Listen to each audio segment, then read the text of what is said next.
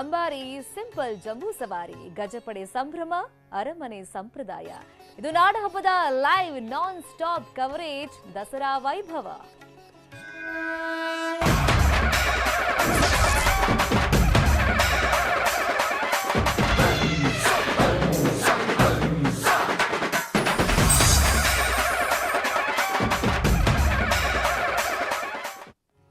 ಮೈಸೂರಿನಲ್ಲಿ ದಸರಾ ಸಂಭ್ರಮ ಕಳೆಗಟ್ಟಿದೆ. ಇವತ್ತು ದಸರಾ ನವರಾತ್ರಿಯ ಕೊನೆಯ ದಿನ, ಅಂದ್ರೆ ಜಂಬೂ ಸವಾರಿಯನ್ನ ಕಣ್ತುಂಬಿಕೊಳ್ಳುವಂತ ಸುದಿನ. ಮೈಸೂರಿನಲ್ಲಿ ಜಂಬೂ ಸವಾರಿಯ ಅಂತಿಮ ಸಿದ್ಧತೆ ನಡೀತಾ ಇದೆ. ಸರಳವಾಗಿ ಅರಮನೆ ಆವರಣದಲ್ಲಿ ಅಷ್ಟೇ ಜಂಬೂ ಸವಾರಿ ನಡೆಯುತ್ತೆ ಕೊರೋನಾ ಕಾರಣದಿಂದಾಗಿ. ಇನ್ನು ನ್ಯೂಸ್ 18 ಕನ್ನಡದಲ್ಲಿ ಜಂಬೂ ಸವಾರಿಯ ಲೈವ್ ಚಿತ್ರಣವನ್ನ ನಾವು ತೋರಿಸ್ತೀವಿ. ಯಾಕಂದ್ರೆ ಕೊರೋನಾ ಕಾರಣ ಇರೋದ್ರಿಂದ ಸಾರ್ವಜನಿಕರಿಗೆ ಅಲ್ಲಿ ಅವಕಾಶ ಇರೋದಿಲ್ಲ ಈ ಬಾರಿ ಜಂಬೂ ಸವಾರಿಯನ್ನ ಕಣ್ತುಂಬಿಕೊಳ್ಳೋದಕ್ಕೆ. ಕಳೆದ ವರ್ಷ ಹೆಂಗ್ ಮಾಡಿದ್ರು, ಸಿಂಪಲ್ ಆಗಿ ಸರಳವಾಗಿ ದಸರಾ ಅಂದ್ರೆ ಅರಮನೆ ಆವರಣದಲ್ಲಿ ಅಷ್ಟೇ ಜಂಬೂ ಸವಾರಿ ನಡೆಯುತ್ತೆ. ಒಂದ್ ಕಡೆ ನೋಡ್ತಾ ಇದ್ದೀವಿ, ಅರಮನೆಯಲ್ಲಿ ಸಂಪ್ರದಾಯಬದ್ಧವಾಗಿ ಏನೆಲ್ಲ ಪೂಜಾ ವಿಧಿವಿಧಾನಗಳು ನಡಿಬೇಕು ಅದು ನಡೀತಾ ಇದೆ. ಅಂದ್ರೆ ಶಮಿ ವೃಕ್ಷಕ್ಕೆ, ಬನ್ನಿ ಮರಕ್ಕೆ ಪೂಜೆಯನ್ನ ಅಲ್ಲಿ ಮಹಾರಾಜರು ನೆರವೇರಿಸ್ತಾ ಇದ್ದಾರೆ, ರಾಜವಂಶಸ್ಥರು. ಇನ್ನೊಂದು ಕಡೆ ತೋರಿಸ್ತಾ ಇದ್ದೀವಿ, ಈಗ ಜಂಬೂ ಸವಾರಿಯಲ್ಲಿ ಕುಳಿತುಕೊಳ್ಳುವಂತ ನಾಡದೇವಿಯ ಉತ್ಸವ ಮೂರ್ತಿ ಚಾಮುಂಡಿ ಬೆಟ್ಟದಿಂದ ಹೊರಟಿದೆ.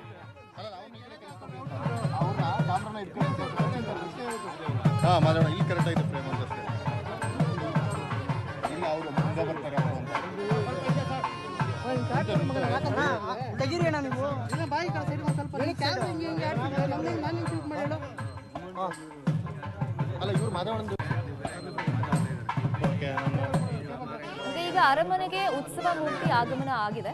ಸಂಜೆ 4:36ರಿಂದ 4:46 ಮೀನ ಲಗ್ನದಲ್ಲಿ ನಂದಿ ಧ್ವಜಕ್ಕೆ ಪೂಜೆಯನ್ನ ಮಾಡ್ತಾರೆ. ಸಂಜೆ 5 ಗಂಟೆಯಿಂದ 5:15 ಮೀನ ಲಗ್ನದಲ್ಲಿ ಜಂಬೂ ಸವಾರಿ ಅರಮನೆ ಆವರಣದಲ್ಲಿ ಅಷ್ಟೇ ಈ ಬಾರಿ ನಡೆಯೋದು.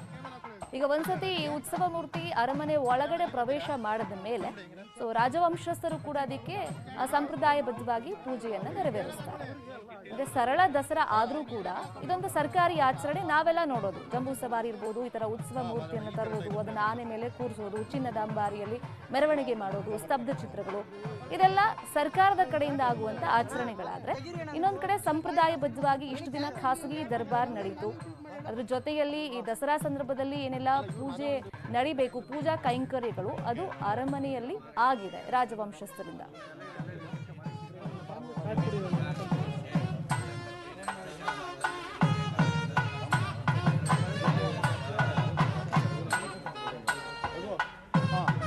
ಬಹಳಷ್ಟು ಜನ ಮಿಸ್ ಮಾಡ್ಕೊಳ್ತಾ ಇರ್ತಾರೆ. ಯಾಕಂದ್ರೆ ಕೆಲವರಂತೂ ಪ್ರತಿ ಬಾರಿ ಮೈಸೂರಿಗೆ ಹೋಗಿ ಈ ಜಂಬೂ ಸವಾರಿಯನ್ನ, ದಸರಾ ಉತ್ಸವವನ್ನ ಕಣ್ತುಂಬಿಕೊಳ್ಳದೆ ಇದ್ರೆ ಸಮಾಧಾನನೇ ಆಗೋದಿಲ್ಲ. ಸೊ ಅಂತವರು ಇದ್ದಾರೆ, ಇಲ್ಲ ಅಂತಲ್ಲ. ಈ ಕೊರೋನಾ ಬಂದ ಮೇಲೆ ಅದು ಸಾಧ್ಯವಾಗ್ತಾ ಇಲ್ಲ. ಈಗ ಒಂದಿಷ್ಟು ಜನಕ್ಕೆ, ಸೀಮಿತ ವರ್ಗಕ್ಕೆ ಮಾತ್ರ ಈಗ ಅವಕಾಶ ಇರೋದು. ಅದೊಂದು ಪ್ರೋಟೋಕಾಲ್ ಇರೋದ್ರಿಂದ ಅದನ್ನ ಎಲ್ಲರೂ ಕೂಡ ಫಾಲೋ ಮಾಡಲೇಬೇಕಾಗುತ್ತೆ. ಸೊ ಹಾಗಾಗಿ ನ್ಯೂಸ್ 18 ಕನ್ನಡದಲ್ಲಿ ನಾವು ಲೈವ್ ಕವರೇಜ್ ಅನ್ನ ಕೊಡ್ತಾ ಇದ್ದೀವಿ. ಜಂಬೂ ಸವಾರಿಯ ಚಿತ್ರಣವನ್ನ ನೀವು ಮನೆಯಲ್ಲೇ ಕೂತು ನ್ಯೂಸ್ 18 ನೋಡೋ ಮುಖಾಂತರ ಅದನ್ನ ಕಣ್ತುಂಬಿಕೊಳ್ಬಹುದಾಗುತ್ತೆ. ಇನ್ನು ಜಾನಪದ ಕಲಾ ತಂಡಗಳು ಅವ್ರದೇ ತಯಾರಿಗಳನ್ನ ಮಾಡ್ಕೊಳ್ತಾ ಇದ್ದಾರೆ. ಇನ್ನು ಸ್ತಬ್ಧ ಚಿತ್ರಗಳು ಈ ಬಾರಿ ಬೆರಳೆಣಿಕೆಯಷ್ಟು ಮಾತ್ರ ಇರುತ್ತೆ.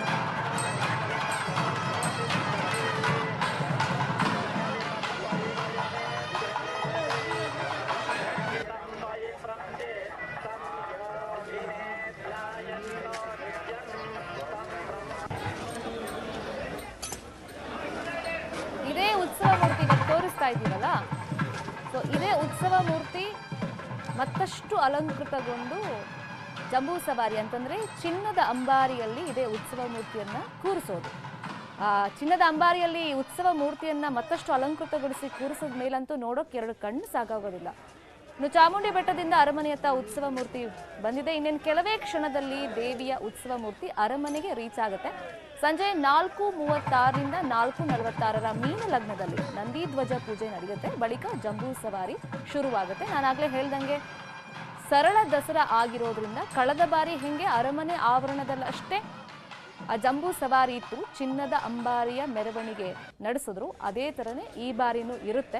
ಸೊ ಹಾಗಾಗಿ ನಾವು ಹೇಳ್ತಿರೋದು, ಯಾರ್ಯಾರಿಗೆ ಅಲ್ಲಿಗೆ ಹೋಗಿ ನೋಡೋದಕ್ಕೆ ಅವಕಾಶ ಸಿಗೋದಿಲ್ಲ ಈ ಬಾರಿ, ಅವರೆಲ್ಲ ನ್ಯೂಸ್ 18 ಕನ್ನಡದಲ್ಲಿ ನೀವು ಮನೇಲೇ ಕೂತ್ಕೊಂಡು ಈ ಜಂಬೂ ಸವಾರಿಯನ್ನು ವೀಕ್ಷಣೆ ಮಾಡ್ಬೋದಾಗುತ್ತೆ.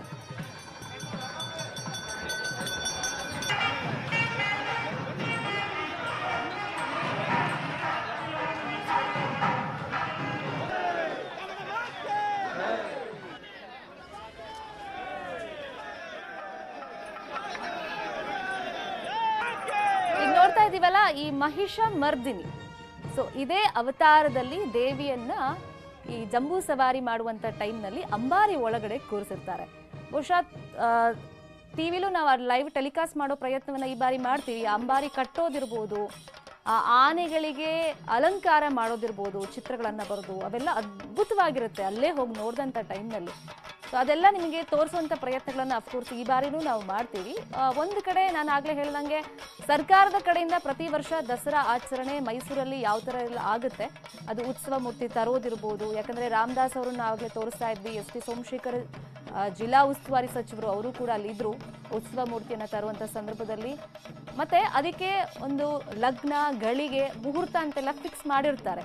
ಈಗ 8:15ಗೆ ಆ್ಯಕ್ಚುಲ್ ಆಗಿ ಅರಮನೆಗೆ ಅದು ರೀಚ್ ಆಗಬೇಕಾಗುತ್ತೆ ಉತ್ಸವ ಮೂರ್ತಿ. ಬಹುಶಃ ಇಷ್ಟೊತ್ತಿಗಾಗಲೇ ಆಗಿರುತ್ತೆ ಅಂತ ಕಾಣಿಸುತ್ತೆ. ಸೊ ಅದಕ್ಕೆ ಮುಹೂರ್ತ ಇಟ್ಟಿರ್ತಾರೆ, ಅಂತ ಮುಹೂರ್ತದಲ್ಲೇ ಅದು ಪ್ರವೇಶ ಆಗಬೇಕು ಅಂತೆಲ್ಲ ಇರುತ್ತೆ. ಇನ್ನೊಂದು ಕಡೆ ಈಗ ನಾವು ತೋರಿಸ್ತಾ ಇದ್ದೀವಲ್ಲ, ರಾಜವಂಶಸ್ಥ ಯದುವೀರ್ ಒಡೆಯರವರು ಈ ಶಮಿ ವೃಕ್ಷ ಅಂದರೆ ಬನ್ನಿ ಮರಕ್ಕೆ ಪೂಜೆಯನ್ನು ಮಾಡಿದ್ದಾರೆ. ಇನ್ನು ಖಾಸಗಿ ದರ್ಬಾರ್ ಇಷ್ಟು ದಿನ ನಡೀತಿತ್ತು. ನಿನ್ನೆ ಫಸ್ಟ್ ಅವ್ರು ಮಾಡುವಾಗ ಕಂಕಣ ಕಟ್ಕೊಂಡಿರ್ತಾರೆ, ಆ ಕಂಕಣವನ್ನು ನಿನ್ನೆ ಬಿಚ್ಚಿದ್ದಾರೆ. ಅಲ್ಲಿಗೆ ಖಾಸಗಿ ದರ್ಬಾರ್ ಮುಗೀತು, ಒಂದು ಹಂತದ ದಸರಾ ಮುಗೀತು ಅಂತ ಹೇಳಿ. ಇವತ್ತು ಕೊನೆ ದಿನ ಆಗಿರೋದ್ರಿಂದ ಈ ಒಂದು ವೃಕ್ಷಕ್ಕೆ ಪೂಜೆಯನ್ನ ಮಾಡ್ತಾರೆ. ಮತ್ತೆ ಈ ಚಾಮುಂಡಿ ದೇವಿಯ ಉತ್ಸವ ಮೂರ್ತಿ ಅರಮನೆ ಪ್ರವೇಶ ಆಗ್ತಾ ಇದ್ದಂತೆ ಅರಮನೆಯಲ್ಲಿ ಏನೆಲ್ಲ ಸಂಪ್ರದಾಯಬದ್ಧವಾಗಿ ಪೂಜೆ ಇರುತ್ತೆ ಅದೆಲ್ಲವೂ ಕೂಡ ನೆರವೇರುತ್ತೆ.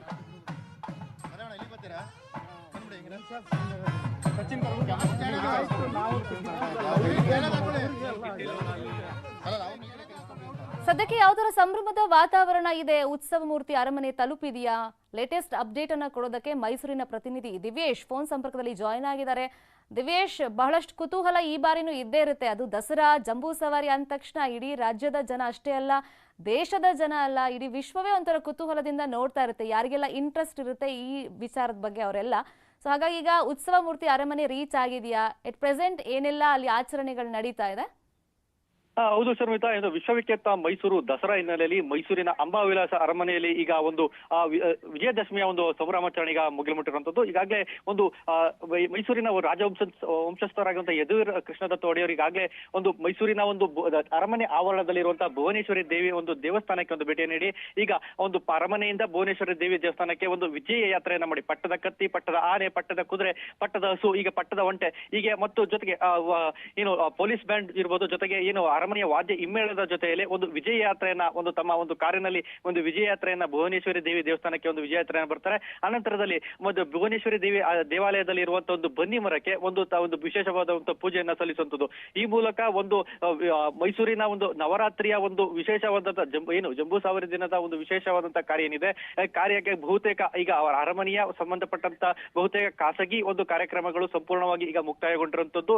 ಈಗ ಇನ್ನೇನಿದ್ರು ಮೈಸೂರಿನ ಅರಮನೆಯಲ್ಲಿ ನಡೆಯುವ ಸಂಜೆ ವೇಳೆ ವೇಳೆಯಲ್ಲಿ ನಡೆಯುವಂತಹ ಏನು ಜಂಬೂ ಸವಾರಿ ಇದೆ, ವಿಶ್ವವಿಖ್ಯಾತ ಮನ್ನಣೆಯನ್ನು ಪಡೆದಿರುವಂತಹ ಏನು 750 ಕೆಜಿ ತೂಕದ ಒಂದು ಚಿನ್ನದ ಅಂಬಾರಿ ಒಂದು ಮೆರವಣಿಗೆ ಏನಿದೆ, ಈ ಮೆರವಣಿಗೆ ಅತ್ತ ಈಗ ಇಡೀ ವಿಶ್ವದ ಒಂದು ಗಮನ ನೆಟ್ಟಿರುವಂತದ್ದು. ಯಾಕಂದ್ರೆ ಈಗಾಗಲೇ ಈ ಒಂದು ಜಂಬೂ ಸವಾರಿಗೆ ಬೇಕಾದಂತಹ ಎಲ್ಲಾ ರೀತಿಯ ಸಿದ್ಧತೆಯನ್ನ ಈಗಾಗಲೇ ಮಾಡ್ಕೊಳ್ಳಲಾಗಿದೆ. ಜೊತೆಗೆ ಈಗಾಗಲೇ ಮೈಸೂರಿನ ಚಾಮುಂಡಿ ಬೆಟ್ಟದಿಂದ ಈ ಚಾಮುಂಡೇಶ್ವರಿ ಒಂದು ಉತ್ಸವ ಮೂರ್ತಿ ಏನಿದೆ ಈಗಾಗಲೇ ಕೂಡ ಹೊರಟಿರುವಂತದ್ದು. ಇನ್ನು ಕೆಲವೇ ಕ್ಷಣಗಳಲ್ಲಿ ಮೈಸೂರಿನ ಒಂದು ಅಂಬಾ ವಿಲಾಸ ಅರಮನೆಗೆ ಈ ಉತ್ಸವ ಮೂರ್ತಿ ಕೂಡ ಬರ್ತದೆ. ಅನಂತರದಲ್ಲಿ ಸಂಜೆ ಮಧ್ಯಾಹ್ನ 3 ಗಂಟೆಯ ನಂತರ ಇಡೀ ಒಂದು ಏನು ಅಭಿಮನ್ಯು, ಈ ಬಾರಿ ಒಂದು ದಸರಾ ಚಿನ್ನದ ಅಂಬಾರಿಯನ್ನ ಹೊರುವಂತಹ ಒಂದು ಅಭಿಮನ್ಯು ಏನಿದೆ, ಈ ಅಭಿಮನ್ಯುವಿಗೆ ಒಂದು ಅಂಬಾರಿಯನ್ನು ಕಟ್ಟುವಂತಹ ಕಾರ್ಯವು ಕೂಡ ಒಂದು ಪ್ರಾರಂಭ ಆಗುವಂತದ್ದು. ಅನಂತರದಲ್ಲಿ ಏನು ರಾಜ್ಯದ ಮುಖ್ಯಮಂತ್ರಿಗಳಾಗಿರುವಂತಹ ಏನು ಬೊಮ್ಮಾಯಿ ಅವರು, ಏನು ಬಸವರಾಜ ಬೊಮ್ಮಾಯಿ ಅವರು ಒಂದು ಮೈಸೂರಿಗೆ ಭೇಟಿಯನ್ನು ಕೊಡ್ತಾರೆ.